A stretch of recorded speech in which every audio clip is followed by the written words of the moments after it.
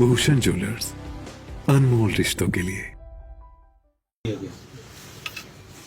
लेकिन आज जब बजट आया तो बहुत निराशा जो है हुई है। और किसी भी बजट का जो आकलन है वो स्टॉक मार्केट करती है, और आज स्टॉक मार्केट जो है सेंसेक्स 250 पॉइंट नीचे गिरा है। उसी तरह निफ्टी 50 जो है 23,450 नीचे आया। ये इस बात को इंगित करता है कि इन्वेस्टर में कोई उत्साह नहीं, और अगर बजट अच्छा होता तो सेंसेक्स ऊपर जाता। कुल मिलाकर ये जो बजट है ये आंकड़ों का मायाजाल है, और बार बार बिहार का जिक्र हो रहा है, और ऐसा लग रहा था कि ये बजट केंद्रीय बजट ना होकर बिहार का बजट। भारत गणराज्य में 28 राज्य है, केंद्र शासित प्रदेश भी, किसी का कोई जिक्र नहीं हुआ, सिर्फ बिहार का हुआ, क्योंकि बिहार में चुनाव जो है दहलीज पे, और ये सरकार बैसाखियों के सारे चल रही, क्योंकि नीतीश कुमार जी का दबाव है। इसलिए बजट में बिहार को ज्यादा महत्व दिया गया। हम ये नहीं कहते कि बिहार की अनदेखी होनी चाहिए थी, लेकिन 28 राज्य और भी हैं, उनका ख्याल जो है नहीं रखा गया। रोजगार सृजन को लेकर कोई बात नहीं हुई। देश में लगातार बेरोजगारी बढ़ रही है। उस बेरोजगारी को किस तरह से दूर करना है, उसके बारे में जो है कोई चर्चा इस बजट में नहीं हुई। इनकम टैक्स में राहत देने की बात हुई, लेकिन उसमें भी जो है लगता है कि कई शर्तें हैं। अभी जो है बिल आएगा, और बिल में क्या होगा उस बारे में संदेह, क्योंकि शायद दिल्ली का चुनाव भी है।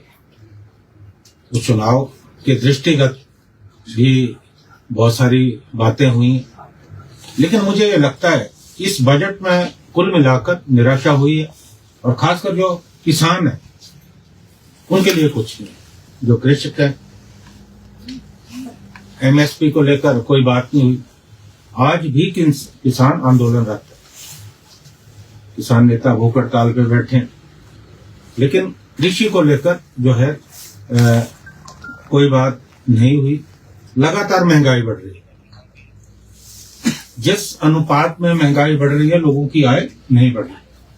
महंगाई पर किस तरह से रोकथाम लगाई जाए, उस पर कोई चर्चा इस बजट में जो है नहीं हुई है।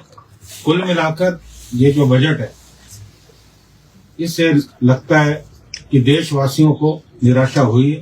हालांकि मैं भी देख रहा था, तमाम जो टीवी चैनल है उसमें बढ़ा चढ़ाकर बजट की खूबियों को पेश किया जा रहा है। और जहां तक हिमाचल प्रदेश की बात है, मैंने तो कल भी आप लोगों से ये बात कही थी, तो मुझसे पूछा था कि हिमाचल के लिए आपको क्या उम्मीद है, और बिल्कुल अक्षरश जो मैंने कल बात कही थी, हिमाचल के लिए इस बजट में कुछ नहीं। लगभग 10,000 करोड़ का नुकसान हिमाचल का हुआ। यहाँ राहत टीमें भी आई, लेकिन अभी तक हिमाचल को कुछ नहीं मिला। हिमाचल पर्वतीय राज्य है, हमारे संसाधन कम है, हमें जीएसटी का भी नुकसान हो रहा है, उसकी भरपाई कैसे हो, उसके बारे में भी जो है बजट में कोई प्रावधान नहीं। हमारे जो बागवान है, हमें आशा थी शायद जैसा वायदा किया गया था चुनाव से पूर्व, जो आयात शुल्क का एक बहुत बड़ा मुद्दा है कि उस आयात शुल्क को जो है बढ़ाया जाएगा, ताकि जो बागवानों की गिरती आर्थिकी है उसकी भरपाई हो सके। लेकिन बागवानों के लिए भी इसमें कुछ नहीं। टूरिज्म सेक्टर को लेकर हमें जो उम्मीदें थी वो भी नहीं हुआ, और रेलवे के लिए बड़े बड़े जो है बातें हुई, लेकिन जो भी रेलवे के प्रोजेक्ट हिमाचल प्रदेश में हिमाचल सरकार ने अपना शेयर तो दिया है, उसको लेकर भी जो है इस बजट में कुछ नहीं। और मैं ये कहना चाहूंगा कि जहां पूरे देश में एक आधे राज्यों को छोड़कर निराशा है, वहां हिमाचल प्रदेश फिर से अनदेखी का शिकार हुआ है। हिमाचल प्रदेश के लोग बहुत निराश हैं। एक बार फिर से हिमाचल के साथ जो है सौतेला व्यवहार केंद्र की सरकार ने किया है। और पिछले बजट में जो पासिंग रेफरेंस वित्त मंत्री निर्मला सीतारमण जी ने दिया था कि हिमाचल में जो आपदा आई है उसकी मदद करेंगे, इस बार उसका कोई जिक्र है नहीं। तो हम इस बजट को लेकर जो है बिल्कुल निराश।